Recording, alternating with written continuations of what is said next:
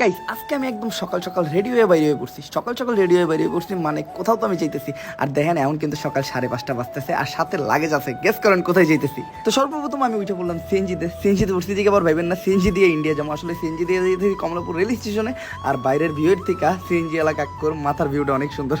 তো ফাইনালি আমরা চলে আসছি কমলাপুর রেল স্টেশনে। বাট স্টেশনে অনেক গরম ছিল আর আমি ট্রেনের জন্য অপেক্ষা করতেছিলাম। খুব তাড়াতাড়ি আমাদের ট্রেন চলে আসে আর আমি ট্রেনে উঠে পড়ি। আর এই যেটা হলো আমাদের কোচ, এটা একটা এসি কোচ। ট্রেনটা অস্থির। আর আমার সাথে যারা যেতেছিল তারা উঠে ব্রেকফাস্ট নেয়। বাট আমার ট্রেনের ব্রেকফাস্ট একদমই পছন্দ না। দেখেন রুটি টাইনা চিত্ত হইতেছে আর রুটির ভিতর তেল আর তেল। সকাল সকাল যদি এই তেলগুলা খাই তাহলে পেটের অবস্থা একদম খারাপ হয়ে যাবো। তো আমি চিন্তা করি এগুলা খাওয়া বাদ দিয়ে আমি একটা রিল্যাক্সে ঘুম দিই।